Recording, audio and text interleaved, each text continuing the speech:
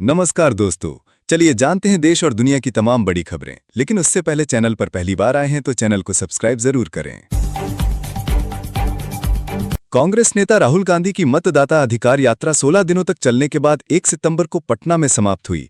इस यात्रा के दौरान राहुल गांधी ने वोट चोरी, ईवीएम की पारदर्शिता, आरक्षण और सामाजिक न्याय जैसे मुद्दों पर जनता को जागरूक किया। पटना में यात्रा का समापन पैदल मार्च के साथ हुआ, जिसमें हजारों कार्यकर्ता शामिल हुए। राहुल ने कहा कि लोकतंत्र की रक्षा के लिए वोट की ताकत को बचाना जरूरी है और विपक्षी दलों को मिलकर लड़ाई लड़नी होगी। उन्होंने केंद्र सरकार पर लोकतांत्रिक संस्थाओं को कमजोर करने का आरोप भी लगाया। समाजवादी पार्टी के राष्ट्रीय अध्यक्ष अखिलेश यादव ने केंद्र सरकार पर निशाना साधते हुए कहा कि घरेलू उद्योग चीन से आयातित वस्तुओं पर बढ़ती निर्भरता के कारण बुरी तरह प्रभावित हो रहे हैं। उन्होंने कहा कि भाजपा सरकार मेक इन इंडिया और आत्मनिर्भर भारत की बात करती है, लेकिन असल में चीन से सामानों का आयात लगातार बढ़ रहा है। अखिलेश ने चेतावनी दी कि इससे लाखों छोटे मोटे उद्योग बंद हो सकते हैं और युवाओं की बेरोजगारी बढ़ेगी। उन्होंने केंद्र से चीनी आयात पर सख्त नीति अपनाने और स्थानीय उत्पादन को प्रोत्साहित करने की मांग की। बिहार में विधानसभा चुनाव से पहले मतदाता सूची को लेकर विवाद गहराता जा रहा है। चुनाव आयोग ने सुप्रीम कोर्ट में कहा कि 1 सितंबर के बाद भी दावे और आपत्तियां दर्ज की जा सकती हैं, लेकिन इन्हें अंतिम सूची के प्रकाशन के बाद ही माना जाएगा।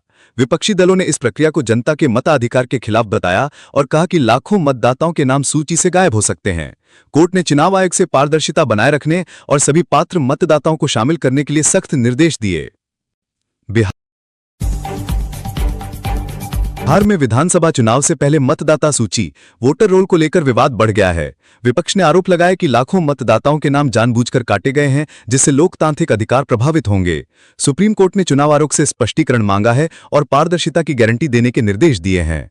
भाजपा ने विपक्ष के आरोपों को बेबुनियाद बताया और कहा कि मतदाता सूची में सुधार एक सामान्य प्रक्रिया है। वहीं विपक्ष ने इसे लोकतंत्र के खिलाफ साजिश बताया और राज्य भर में आंदोलन की चेतावनी दी। बिहार के पूर्व उप मुख्यमंत्री तेजस्वी यादव ने भाजपा पर निशाना साधा। उन्होंने कहा कि भाजपा केवल चुनाव के समय बिहार को याद करती है और उसके बाद वादे भूल जाती है। तेजस्वी ने विशेष राज्य का दर्जा देने की मांग दोहराई और कहा कि बिहार को उसके हक से वंचित रखा जा रहा है। उन्होंने चेतावनी दी कि जनता भाजपा की सच्चाई समझ चुकी है और आने वाले चुनाव में उन्हें सबक सिखाएगी। तेजस्वी ने राहुल गांधी की यात्रा को भी समर्थन दिया और विपक्षी एकजुटता पर जोर दिया। बिहार के मुख्यमंत्री नीतीश कुमार ने बाढ़ प्रभावित जिलों की समीक्षा बैठक की। उन्होंने अधिकारियों को राहत सामग्री समय पर पहुंचाने और पीड़ितों को हर संभव मदद देने के निर्देश दिए।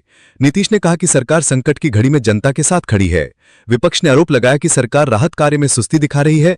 नीतीश ने जवाब दिया कि पारदर्शिता और जवाबदेही सुनिश्चित करने के लिए निगरानी टीम बनाई गई है और किसी भी अधिकारी की लापरवाही बर्दाश्त नहीं की जाएगी। बहुजन समाज पार्टी प्रमुख मायावती ने ऐलान किया कि उनकी पार्टी आगामी बिहार विधानसभा चुनाव में अकेले लड़ेगी। उन्होंने कहा कि बीएसपी किसी गठबंधन पर निर्भर नहीं रहेगी और अपने दम पर चुनावी मैदान में उतरेगी। मायावती ने आकाश आनंद को बिहार की कमान सौंपी और उन्हें बड़ी जिम्मेदारी दी। मायावती ने आरोप लगाया कि भाजपा और कांग्रेस दोनों ने दलितों और पिछड़ों की उपेक्षा की है। उन्होंने वादा किया कि बीएसपी सत्ता में आने पर शिक्षा, रोजगार और सामाजिक न्याय पर विशेष ध्यान देगी। तेलंगाना के उप मुख्यमंत्री भट्टी विक्रमार्क ने विपक्ष के आरोपों का जवाब देते हुए कहा कि कांग्रेस सरकार किसी भी प्रकार की राजनीतिक प्रतिशोध की कार्रवाई नहीं कर रही है। उन्होंने विधानसभा में स्पष्ट किया कि कालेश्वरम परियोजना में भ्रष्टाचार की जांच सिर्फ तथ्यों और रिपोर्ट के आधार पर की जा रही है। भट्टी ने कहा कि जनता को गुमराह करने के लिए भाजपा और बीआरएस झूठ फैला रहे हैं, जबकि कांग्रेस सरकार केवल विकास और पारदर्शिता के एजेंडे पर काम कर रही है। उन्होंने वादा किया कि जनता के हर पैसे का हिसाब दिया जाएगा।